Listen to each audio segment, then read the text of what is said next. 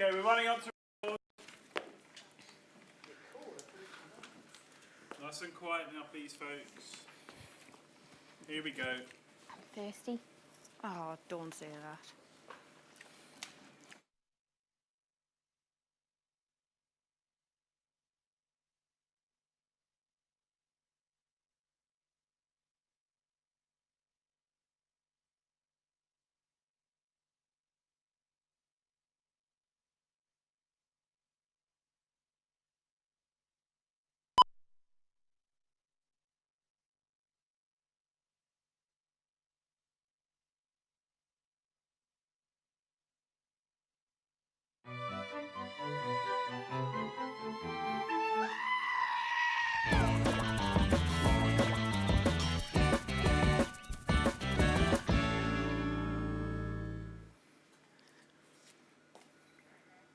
Hello and welcome to Screamin' Goat, sure-footedly guiding you up the cliff face of culture. I'm Kate Soulsby. And I'm Jerry Sumner, and for the next 45 minutes, we'll be taking you on a journey of discovery through the world of arts and culture. Coming up on today's show, I'll be interviewing Liz West, an up-and-coming installation artist who uses her collection of Spice Girls memorabilia to fund her colourful artwork. We have music from Def Kid, who will perform 2 critically praised tracks showcasing their unique electronica pop music. Resident reviewer Joanna Nastari will be discussing Tate Britain's new exhibition, Art Under Attack, Histories of British Iconoclasm. For today's Goat Pro Getaway, I'll take you on a visit to Stokes Craft in Bristol, where a group of artistic activists have decided to improve their area with street art. Jess Eaton turns roadkill into high-fashion garments. And we'll also be announcing the winner of the Bill Goats Award for achievement in the field of entrepreneurial excellence. But first, let's see what Kate will be doing tomorrow in her Goat Getaway.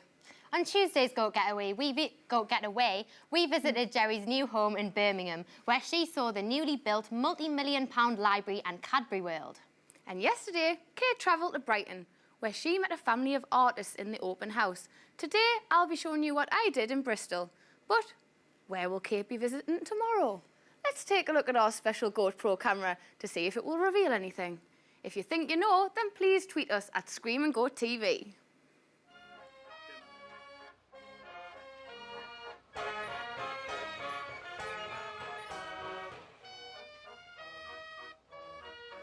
We'll be giving you more hints about tomorrow's Goat Getaway throughout the show. Now, Jess Eaton may have begun her career as a celebrity makeup artist, but has now branched off into something entirely different and unique. Along with John Knott, Jess owns Eaton Knott, a Brighton-based boutique that sells couture made entirely out of roadkill. It might sound strange, but as you can see, Jess makes incredibly beautiful high-fashion pieces out of ethically sourced dead animals. Her garments are both highly skilled pieces of art and bespoke fashion pieces, and Jess is here today to show us exactly how she makes them. Hi, Jess. Hello, darling. So, what is going on?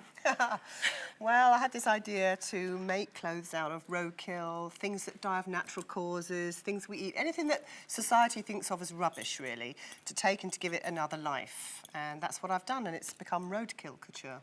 Like pigeons. Pigeons. In the city, you see a lot of birds. They lie around dead on the floor because they've eaten human food. They've got botulism, fallen off their perch and just lie there Can I dead. touch it? Yeah, go ahead.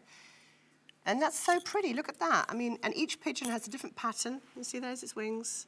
Each one has a different pattern. You can easily make that into something beautiful. Doesn't have to be to wear. I make a lot of sculpture that hangs on the walls as well. This is a goose here. That was eaten, that one. He was actually eaten. This one was eaten. He was eaten, yeah, and the person who bought the goose donated the wing. It is beautiful. Yeah. Nice for a wedding. Yeah. Yeah. Yeah, I make a lot of bridal stuff, yeah. This is rats. This jacket is made out of rats, yeah, that you get from the pet shop to feed giant snakes. You know, you get rabbits, rats, gerbils. And I've got a friend who has lizards, and the lizards don't mind if they eat them without the skins on. So the lizards eat rats from the pet shop? Yeah. Do I they come... skin them first. They're not alive when... No, that's the service that the pet shop does. They're pet food, basically. So they come, if you buy them online, they come frozen. Like, literally like a bag of, you know, yeah. Bag of chicken fillets? Yeah, sort of, yeah. This necklace is made up out of pheasants, And I got all of these at the butcher. It's just an alternative to eating chicken. You can get a pheasant. It grew up in the woods, had a natural life, was shot very quickly, and you can buy a whole bird with all the feathers on it, with the wings, and then you have all the bones. You can make something lovely out of the wings. Pheasant wings are beautiful. I use them all the time. And this necklace is made out of the skulls of birds that we've eaten. I love the little diamantes in them. Yeah, thank you, lovely. Very pretty. And this is... This is one of my sculptural Awesome. pieces where I've actually created a mannequin to keep your roadkill on. This is what I'm doing these days. And this is a wearable piece. This works really well if you're bald. So that's quite good. And then you can wear this piece as well. That comes off and that comes off. And when you're not wearing it, you've got a sculpture that just looks nice in your house. It does, actually. And That would be lovely. I make quite a few pieces like that. So you've got a shop in Brighton? Got a lovely shop in Brighton, yeah. We sell all sorts of weird stuff, not just the roadkill couture. So you can buy all this stuff? Yep. How much does your stuff go for? It starts, the cheapest piece of roadkill that I do is £15, and it's a rabbit tail on a silver chain, and it's very cute. I sell quite a lot of those. Then it goes through the skull necklaces. They start at about £25 up to about £60, depending on how big. And then the sculptures, they go into the thousands. But I do work bespoke with people. I have brides coming in, and we set on a price. Don't worry about the price. We'll always find something in your price range, you know. I like being able to work with people. It's nice. And you do pets, don't you? We have a service where we will turn somebody's pet into a skeleton. So if they didn't want their pet buried or cremated, yeah, they can come to us. they can come to you and you can make a nice ornament for their fireplace. I don't stuff them because it's quite hard to bring back the spark, but I can make you a handbag out of your dog's skin. Ah, Hugo, watch out. But we do the skeletons. We've done John, my business partner, he's done his dog as a skeleton. Yeah. Oh, well. Kate, wetting yourself over there. So, these magpie feathers. Yeah, now this is what I thought. I thought I'd make your piece today out of magpies because I thought I'd make something that the people at home might be able to make for themselves, because I get an awful lot of emails from people saying, I found this dead bird, I don't want it to rot away, it'd be such a shame, how can I preserve it and how can I prepare it? And I'm thinking about doing a few YouTube tutorials actually showing people. So basically what I'm going to do today is something that people can do at home. Yeah. These obviously I've prepared already, because it takes a while for the wings to get stiff like that. Like, you have to. Who gets these stuff for you? Like, All sorts. You know, people will leave donations in front of our shop. So, like, now. if I was driving down the M40 this morning or this afternoon, and seen something, hired in the boot. Yeah. Do you know all and you of would our take friends? it in. Yeah, they take plastic bags with them everywhere they go now, because they know that in case they find something, because what a waste otherwise, you know. But you are actually going to make me a I'm going to make you something. I mean, obviously, I can't possibly make a normal piece because it takes me weeks, But I'm going to do a piece today that's quite easy, that people at home can do. You can always contact me if you've got questions as well about this sort of thing. Thank you very much. And, and I should be able to get it done by Well, this. see you soon. All right, darling. Over to you, Kate. We'll be back later to see how she's getting on. I don't have a clue what she's making, but if you think you do, then please tweet us at Screaming Goat TV. Now, it's time for...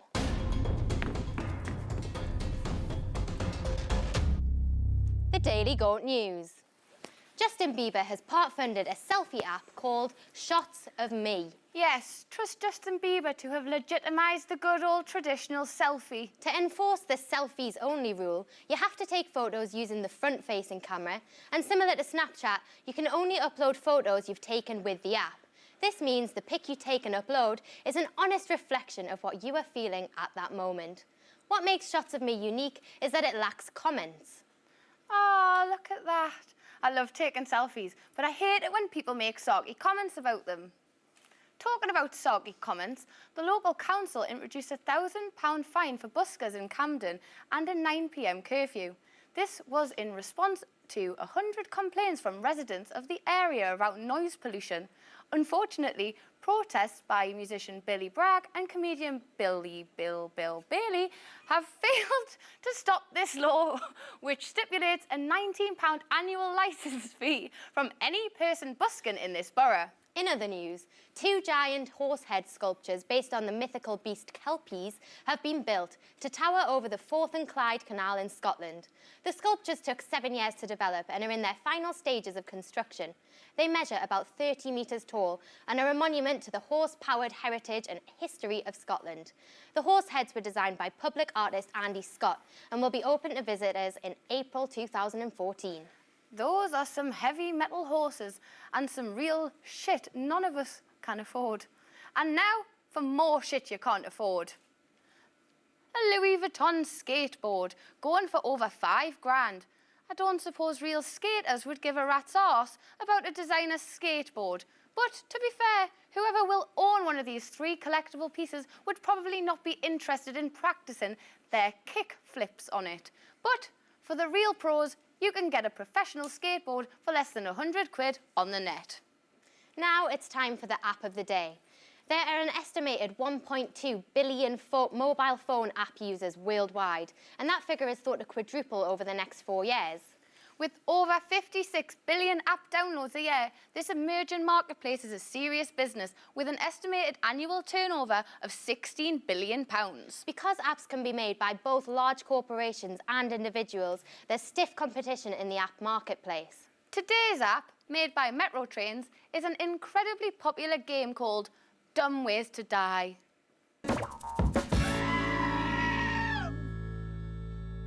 Eat medicine that's out of date. Use your private parts as piranha bait.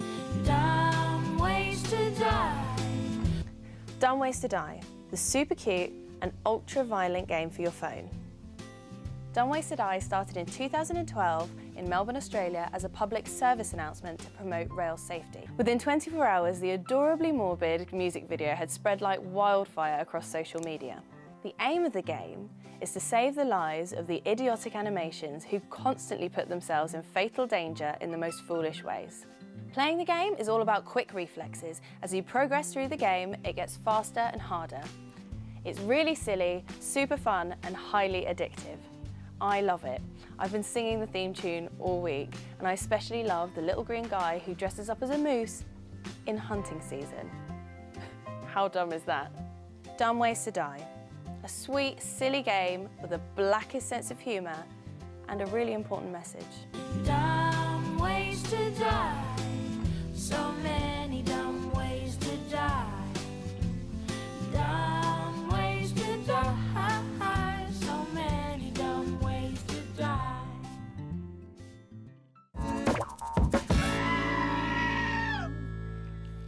Deaf Kid are a London-based band made up of musicians Christopher Lockington and Florian Sauveur.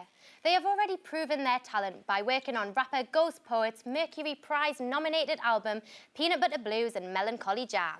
Towards the end of last year, they released their AA-sided debut single, Talk and Pig, which was critically acclaimed. Today, Deaf Kid are in the Screaming Goat studio to showcase their electronica pop originality with their first song of the day, Vigilante, which was released in July this year.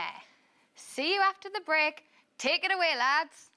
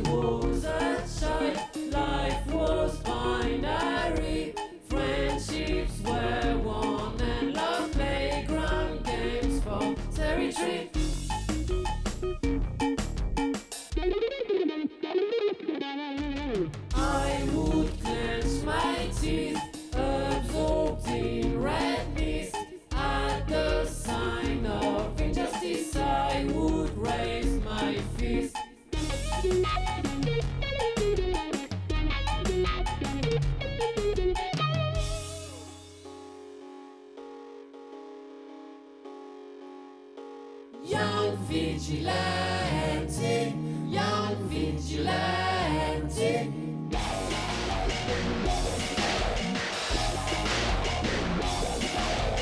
Young vigilante. vigilante. When I was a child, life was binary. Friendships were won and lost, playground games for territory.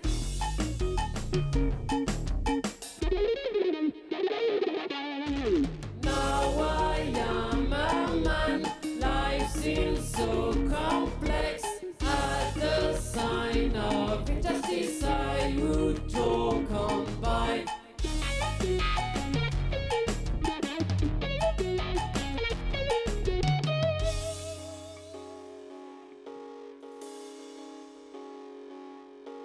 Young vigilante, young vigilante.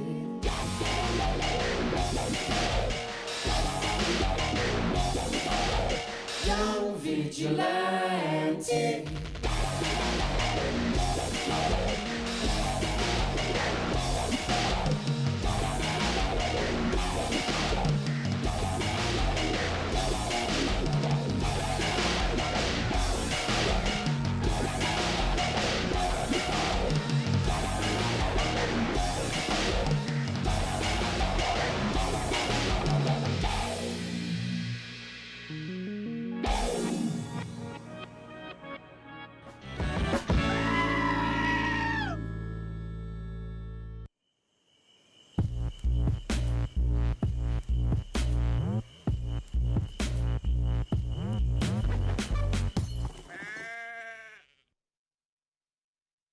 This is a big opportunity. Hell yeah! I'm all for that.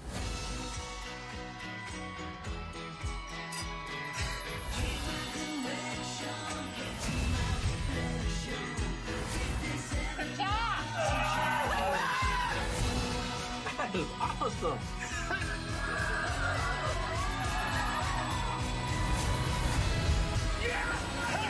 That's it! Finished!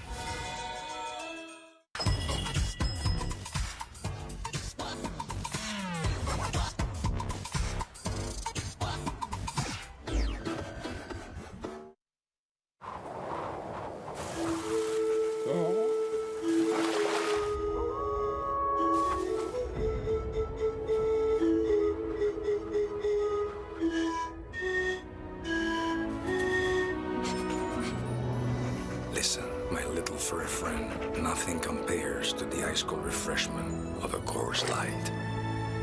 Coors Light. Yeah, the world's most refreshing beer. Tim, show Joel how everything you touch turns into Skittles.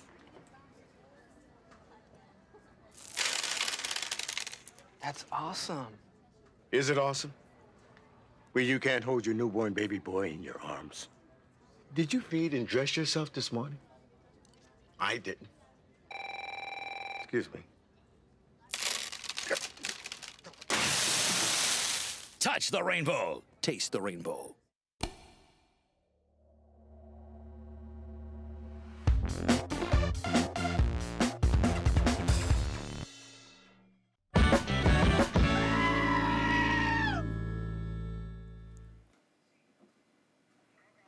Welcome back to Screaming Goat, the only show with arts, music, culture and goat. I can see that Jess Eaton is still working away at her piece. Looking good, Jess. Thanks, babe. Yeah, all good? Can't wait. Me neither. Now, still not sure where I'll be heading off on tomorrow in our goat getaway? I think I know, but for those of you who don't, here's another sneak peek.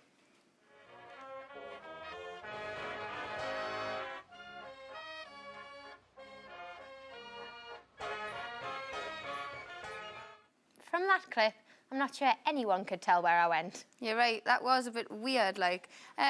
It looked more like a horror film trailer. Have you been doing those zombie films again? I told you not to bring that up. Anyway, if you think you've figured it out, then tweet us at Screaming Goat TV. Or you can message us through Facebook. Just look for the Screaming Goat. Or go to our website at www.screaminggoat.tv. Now, a few weeks ago, I visited an area of Bristol called Stokes Croft, which in the 1970s fell into disrepair and became a notorious red light district. But 7 years ago, a group of local people decided to take things into their own hands. In 2006, a Heritage Lottery Fund grant was given to Stokescroft to revamp the area. In the last 6 years, Stokescroft has become a centre for independent culture. This is mainly due to a community push by activists and artists. Chris Chalkley is one of the people who decided to turn his neighbourhood around using graffiti art. Chris is the founder and chairman of the People's Republic of Stokescroft, a group that aims to improve the area through art and culture. For me in particular, and for PRC in particular, it started when we decided to paint a fence just nearby here. And as we were painting it, people kept coming up and saying, "Are you allowed to do that?" And I said, "Well, I should bloody well think so. It's our fence." It was a sort of very short step to thinking, let's actually use the skills of the local community to improve the area. And there certainly is a lot to see and do here. Landmarks such as Banksy's The Mild Mild West and the recently commissioned Breakdancing Jesus are placed alongside 19th century Byzantine buildings and a China crafting workshop. But the central core of Stokescroft is the Bear Pit, a roundabout subway that used to be a hangout for local street drinkers. In 2011, the People's Republic of Stokescroft transformed this into an outdoor gallery. The current exhibition, How Does an Activist Eat Potatoes?, consists of 50 billboards that look at the sacrifices activists have made to make positive progress in society. It's a show about activists and activism in order to remind people that you have to stand up, that our civil liberties are currently being eroded at a rate of knots. It's very current. We think civil liberty, we take that for granted. No, it was never handed out, and these people are some of the people who fought hard for our rights, and we need to remember them, and we need to remember we've got to keep an eye on it because they'll take them away in a snap. Yeah. And what made you actually do an exhibition outside? Well, a lot of the things we deal with are issues of public space and shared space. The only voice that you see around you is advertising. If you can afford to put up a big billboard saying what you want, which is usually for some commercial purpose, that's fine, you have voice in the city. If you can't afford it, you have no voice. This is completely outrageous. And we're about voice, we're about an alternative to a commercial voice. There is also scores of businesses, restaurants and shops, all operated and owned by local people in the community. Paco is a restaurant owned by Jen Best, Tom Hunt and Ben Pryor. They won Best Ethical Restaurant in the Observer Food Monthly Awards 2013. They source all their ingredients within 50 miles of Stokescroft. So why is it so important that you only source local and seasonal food? I think it's important to do it everywhere, but Bristol in particular has got this abundance of incredible produce very all around the city centre, so it's incredibly easy to support the local economy, so there's no reason why you shouldn't. Yeah. Your business is in Stokescroft. Why does that make it so good for your business being in this area? It's just an incredible stretch of independent businesses, and everyone has a really strong consciousness of their actions.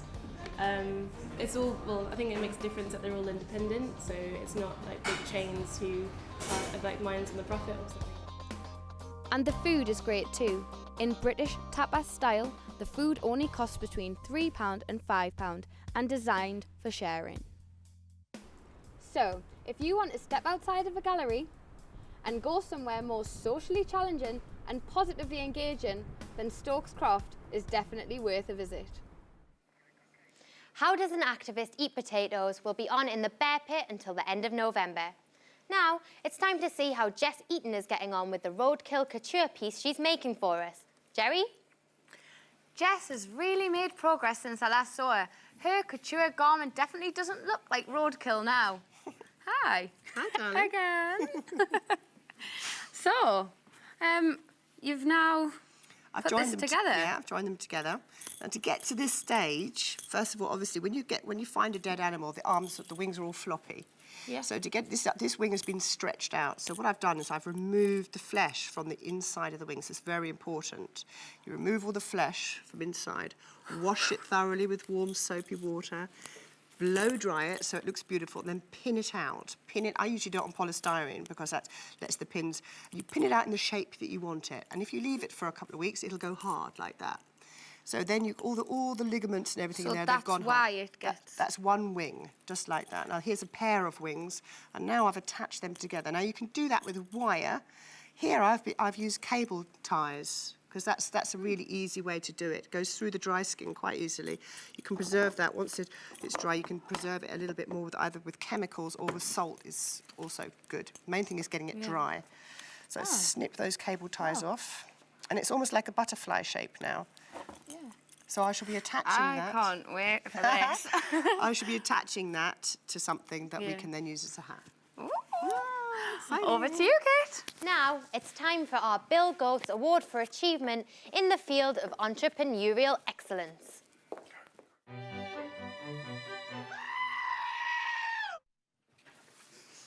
Today we're profiling Jamal Edwards, who is now one of the most successful people to make a career for himself on YouTube and is estimated to be worth £8 million.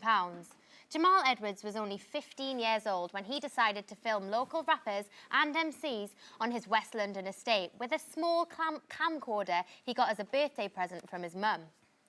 As grime music wasn't yet mainstream, he became the go-to guy for promoting this emerging genre and branded all of his videos with his company logo, SBTV.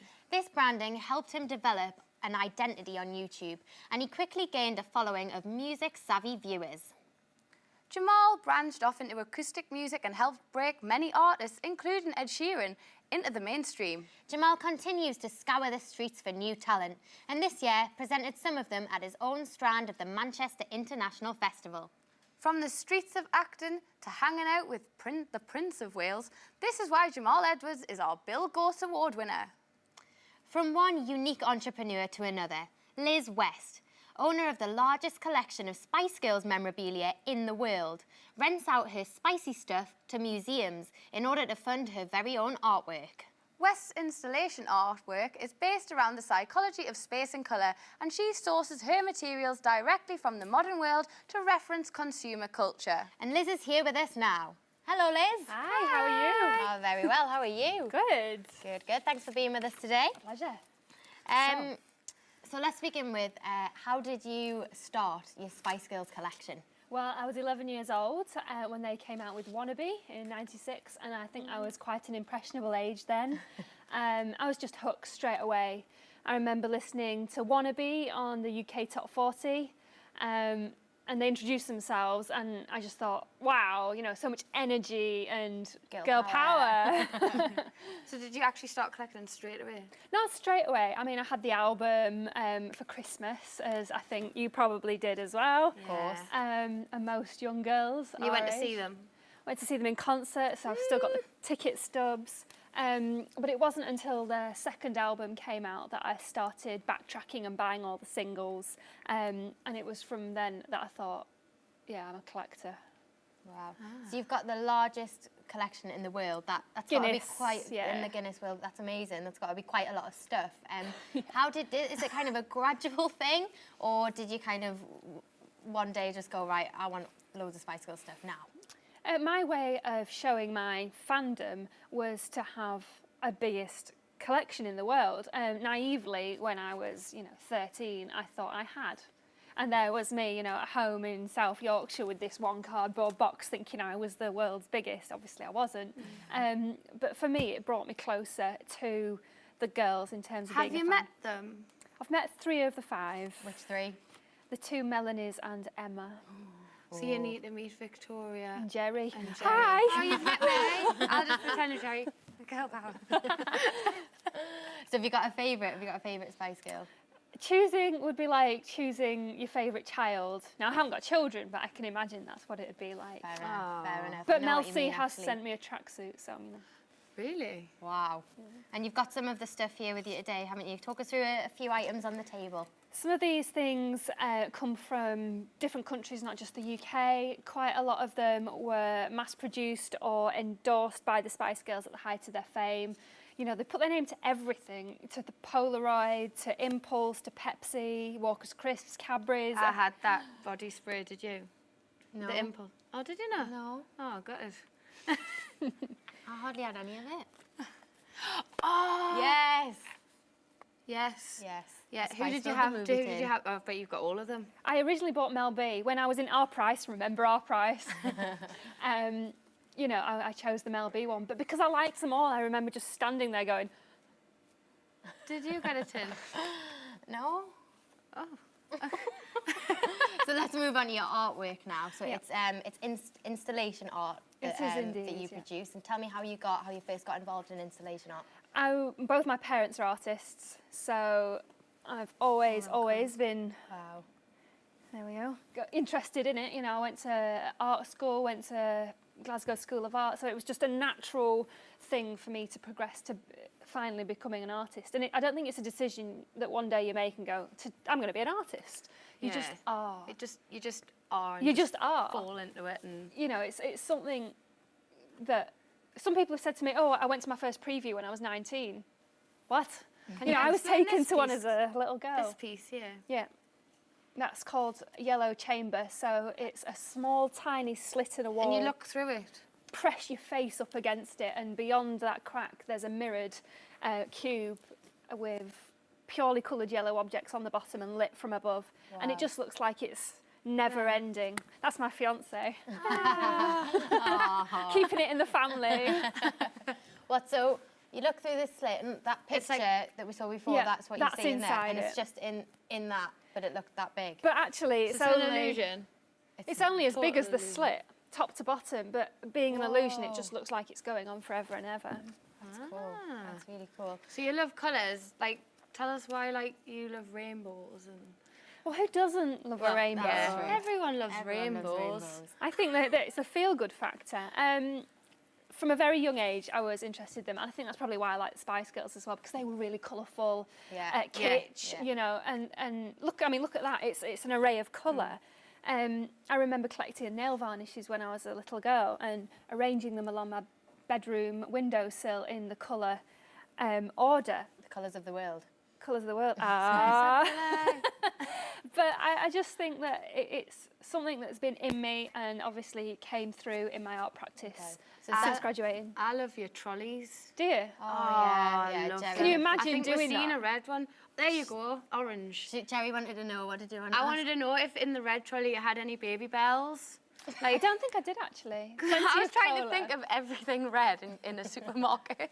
That is fun. Sadly, we had to ask permission from the supermarket to go around and do it. But for me, this was a performance piece where I went around and used the shopping basket to fill a block of colour and see what that was like. Have you done it in all different colours, or is it just them 3 colours? I've done it in 6, so all the 6. primaries and all the secondary colours. Ah, cool. So apart from rainbows and things, is there anything else that your artwork is based on? It's based upon being totally immersed in colourful light. I mean, I've got seasonal affective disorder, so in the winter I get quite low. So basically, I'm making my own light boxes. So I hate the word art therapy, and I don't even know why I said that. But it's a way to make me feel better, I would say. Yeah. But when you're a viewer coming into my work in a gallery or in a warehouse or wherever it might be, I want the viewers to have that same kind of wow feeling that I get when I switch on my lights. Yeah. Wow. So whereabouts can you see these exhibitions at the minute? Is there Keep an eye on my website. on your website? Yes. Okay. Details, I'm sure, are on your website, so Yeah, you they're can great. link to it. But I've always got something on somewhere. At the moment, I'm exhibiting in Manchester at the Victoria Warehouse Hotel, which is part of the Warehouse Project, which is a big club night, which is... Yeah. You've heard of that? Warehouse Project, of course. Yeah.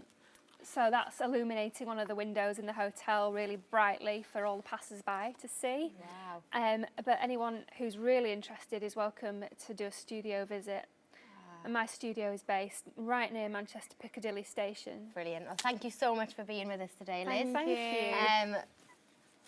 So, which Spice Girl is your favourite kid? My favourite was probably Sporty Spice. Jerry, what's your favourite Spice Girl? So you didn't get a tin, or you didn't get the deodorant? No. No, nothing. No. Can I have your tin? Of course you can. Thanks. Of course you can.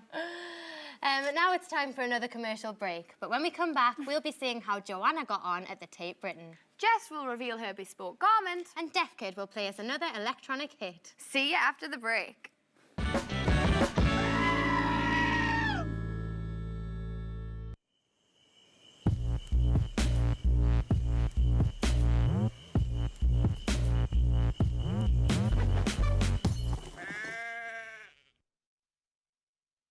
This is a big opportunity. Hell yeah! I'm all for that.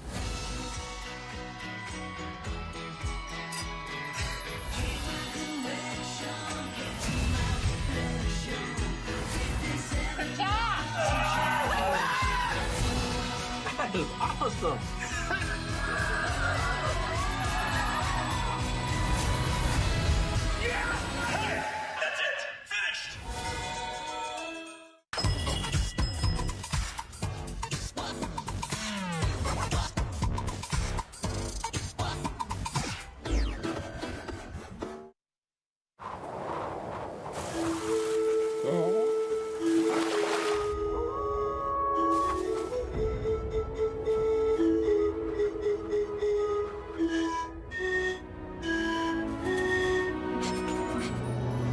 Listen, my little furry friend, nothing compares to the ice cold refreshment of a Coors Light. Coors Light. Yeah, the world's most refreshing beer. Tim, show Joel how everything you touch turns into Skittles.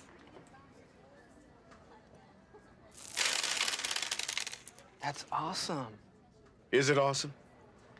Well, you can't hold your newborn baby boy in your arms. Did you feed and dress yourself this morning? I didn't. Excuse me.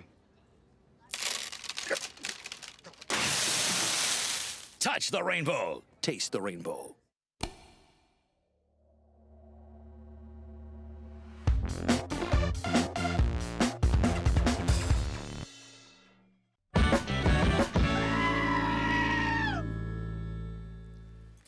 Welcome back to Screaming Goat. Ah! As you can see, Jess Eaton is just putting the finishing touches on her roadkill couture item that I will be soon wearing. Looking good, Jess. Thanks, Joanna. But before that, Joanna will be telling Kate what she thought of Tate Britain's new exhibition, Art Under Attack. Hello, Joanna. So Art Under Attack is the very first exhibition of its kind because it focuses on intentional destruction of art. Tell us a bit about it. Yeah, so it's quite an exciting concept. It sort of goes through British history, starting about sort of 1200s, right through to now. And it looks at how people have defaced and destroyed works of art. And at the beginning of the exhibition, to be honest, it's mostly religious paintings and statues, because when the church changed or the sort of mainstream religion changed, then people wanted to sort of like, if they agreed with it or disagreed with it, then there'd be a sort of outpour of sort of rage and people would destroy those things. And it's quite exciting because I think that there's a lot of history written about the monarchs at the time and sort of people in power, but not that much written about sort of the people who lived in the country. And the sort of destroyed artwork gives you sort of insight into that, which is quite exciting. So there might be statues of kings and things that were sort of broken down and melted, and then people might keep little pieces of that because they secretly were fans of that particular monarch. Right. And so it tells you a lot about our history in that sense. I thought there were some really cool like coins throughout different times in our history, and people had engraved messages into them like "off with their heads" and things like that, which seems like a really kind of tiny sort of like squeak of rebellion, but really is quite nice because people would pass them amongst each other, and so that message would be passed around. So yeah, it was quite cool. And also it's anonymous, I guess, in a sense, because sort of treason was punishable by death then. Yeah, I was going to say, because that is illegal, isn't it, doing things like that? Yeah, so people would be, you know, exactly like executed for doing things like that. So I guess it was the graffiti of their time in that sense. Right. Yeah, and it went right through up to the modern day, and I thought it was like a little bit dry, because some of this was like really exciting, sort of like revolutionary stuff, and it was presented in sort of like quite a sort of dry way. But as you get towards the end of the exhibition, were sort of my favourite bits, where they showed the suffragettes, and there was a whole sort of section on them and what they did and how they would attack and destroy really valuable and really important works of art in British galleries, and as sort of like a symbol for how it doesn't matter what these sort of old relics, if they've got any worth, what's really valuable are the people that live in this country, and how 50% of their population aren't really being recognised as having rights. Brilliant. So tell us a bit about this picture on the screen. Yeah, so this is a piece of sort of modern art included in the exhibition, and at the time that it was exhibited in 1969, people were really sort of upset by it, because they said that it was sort of like misogynistic and just sex, and people went on and they poured paint stripper onto the face of the sculpture,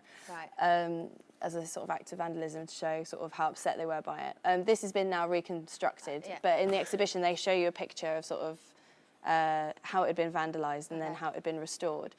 There was one really sort of quite sad and quite haunting form of vandalism, where there were paintings, portraits of people, and they had no one to give them to, so they didn't have any family to inherit them, and nobody wanted them. And so somebody painted over them and turned them into sort of rotting corpses and skulls. And it seemed like a really long time to spend over sort of defacing something in a really kind of haunting way. So this is the destruction of a piano. Can you talk us through this? I don't remember seeing this in the exhibition. Okay, so we'll move swiftly on. And the other thing I wanted to ask you was, what does iconoclasm actually mean? It just means the destruction of a work of art or a piece of sort of like religious iconography.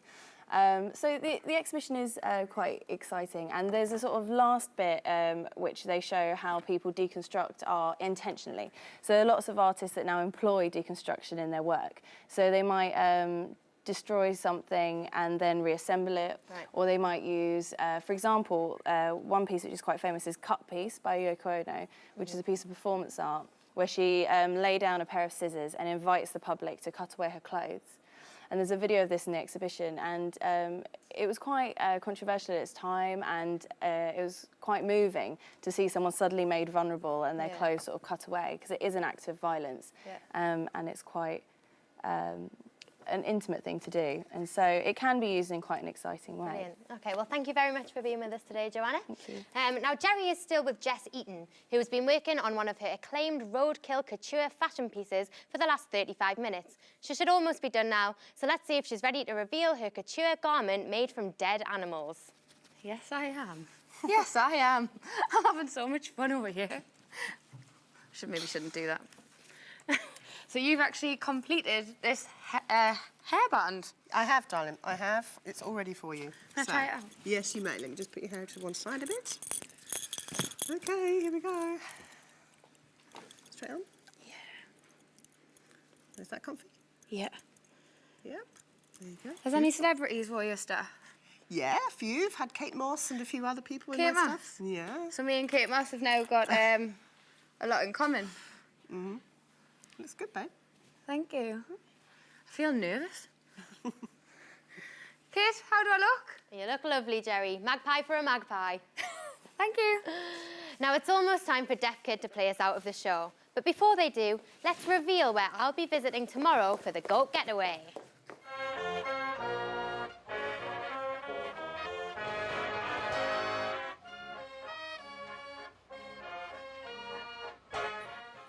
Wait a minute. Is that Margate? Yep, it is. What on earth is there to do in bloody Margate? There's plenty to do, Jerry. And you'll find out tomorrow. Melting Buildings, the Turner Gallery, the Pie Factory, and Dreamland. Okay, I believe you. So if you think Margate is a great place for arts and culture, tweet us at Screaming Goat TV, or go to our Screaming Goat Facebook page. That hat is pretty cool, mate, but I think it'd look better on me. Anyway, I still can't get over the fact that we got to see all that Spice Girl stuff. I'm so annoyed that I never got a Spice World tin. Don't worry, you're getting mine. And you got to see a Banksy in Bristol, and now you're wearing roadkill couture. Well, what can I say? If you want to find out more about any of our contributors today, please visit our website at www.screamandgoat.tv. But before we go, we still have a performance by Deaf Kid. Deaf Kid, also known as Chris and Flo, released their debut single towards the end of 2012. And so, to end the show, they will play Pig, which was critically acclaimed by NME. But before they do that, we'd like to just say thank you to all our contributors today. On tomorrow's show, Kira Rathbone will be here to demonstrate her unique typewriter art, and we'll have much, much more. But now it's over to Deaf Kid with Pig. Goodbye. Bye.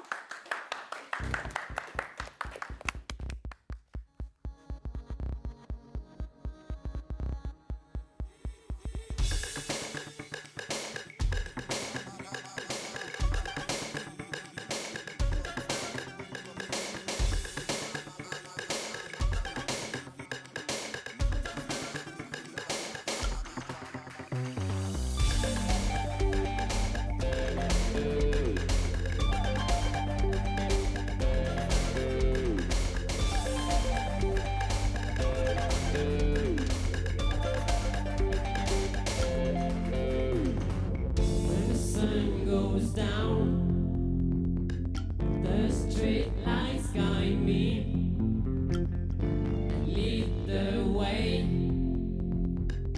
I follow quietly.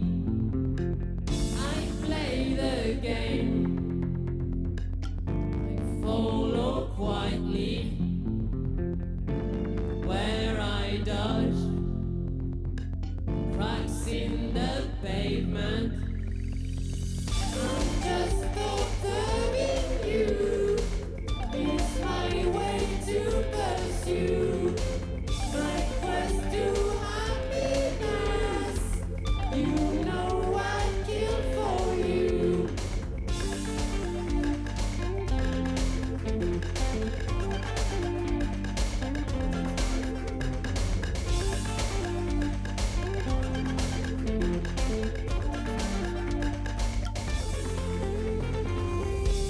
Funny how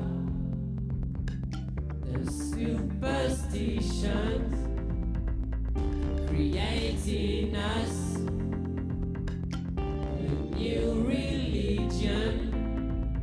They formed a man with strange intentions, a predator too scared to mention.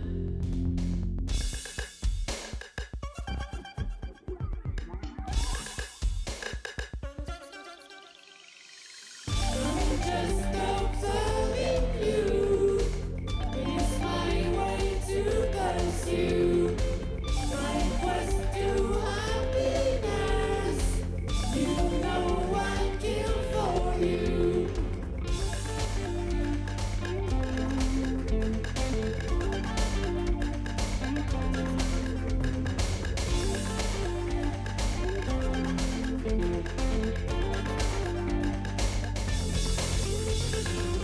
When the sun goes down,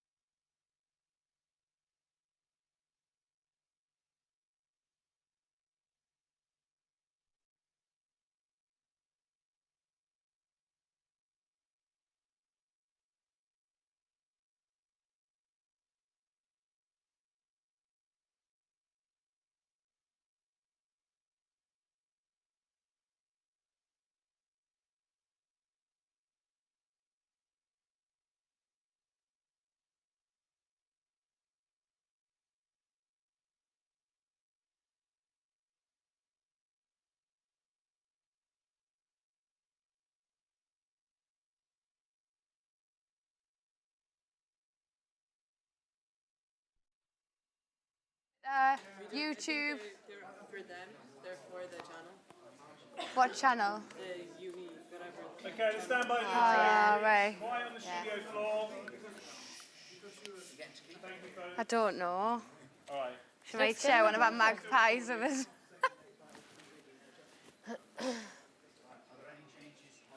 Very good. Let's stand by then. Let's stand by to shoot this. Here we go. We have a director in the gallery, please.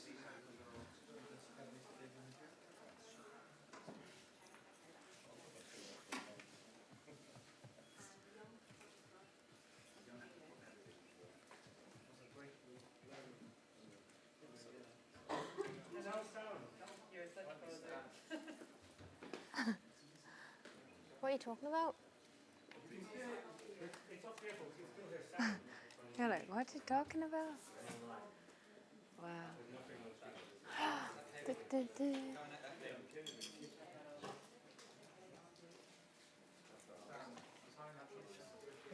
Does it look funny when I was like, what are Hugo?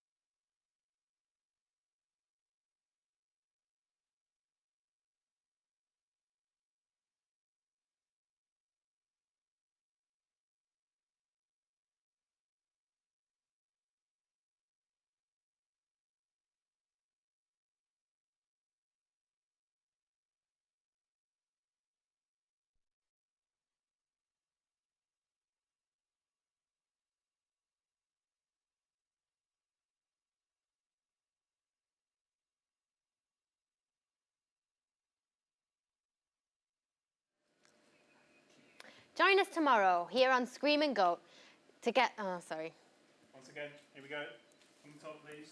Join us tomorrow here on Screaming Goat. Is there meant to be a comma there? Join us tomorrow here on Screaming Goat to get the last bit.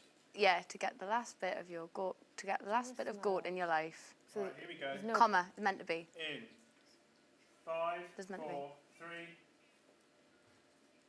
3. Join us tomorrow here on Screaming Goat to get a last bit of goat in your life. We'll find out how art is driving the... Restoration. Can someone really... One of Britain's oldest seaside resorts. Restoration On of... the top, please. Restoration. Of one of the... Right, here we go. 5, 4, 3.